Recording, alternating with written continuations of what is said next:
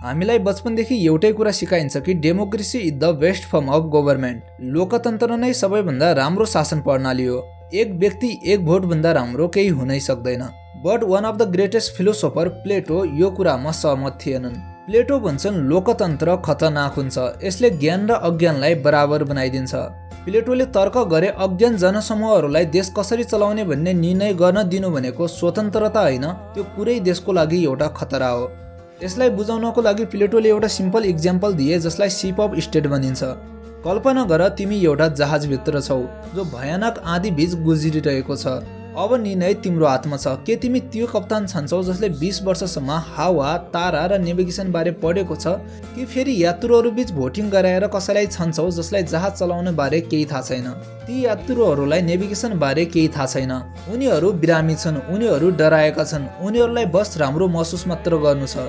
यदि तिमीले उनीहरूलाई भोट गर्न दियौ भने सम्भावना छ कि उनीहरूले कप्तानलाई हटाएर त्यो व्यक्तिलाई छान्छन् जसले यो बाचा गर्छ कि म जहाजलाई सुरक्षित साथ बाहिर निकाल्दिन्छु, चाहे त्यो मान्छेले जहाजलाई ढुङ्गामा किन नठोक्काइदियोस्। प्लेटोले प्रश्न गर्छन्, यदि तिमी यात्रुहरूलाई जहाज चलाउने विषयमा भोट गर्न दिँदैनौ भने देश चलाउने विषयमा किन भोट गर्न दिन्छौ? पुरै देश चलाउनु एउटा जहाज चलाउनु भन्दा धेरै कठिन हुन्छ। यसका लागि अर्थतन्त्र, रणनीति र नैतिकता आवश्यक पर्छ। तर लोकतन्त्रमा एउटा जिनियसको भोटमा जति शक्ति हुन्छ त्यति नै शक्ति एउटा मूर्खको भोटमा पनि हुन्छ। प्लेटो सोध्छन्, एउटा प्रोफेसर जसलाई पोलिटिक्स, इकोनोमी, साइन्स, फिलोसोफी जस्ता विषयहरूको ज्ञान छ, त्यो व्यक्तिको निर्णय र कुनै पनि विषय नबुझेको व्यक्तिको निर्णय राज्यका लागि कसरी बराबर हुन सक्छ? कल्पना गर चुनाव एउटा डाक्टर र एउटा मिठाई बेच्ने मान्छे बीच हुँदैछ। डाक्टरले भन्छ म तिमीलाई दुःख दिनेछु, कडा औषधि खुवाउनेछु, व्यायाम गराउनेछु र तिम्रो शरीरबाट संक्रमण काटेर निकाल्नेछु। तर मिठाई बेच्ने मान्छे भन्छ मलाई भोट देऊ, म तिमीलाई मिठाई खुवाउनेछु, म तिमीलाई कहिल्यै दुःख दिदिन र तिमीले चाहेको सबै कुरा म पुरा गर्नेछु।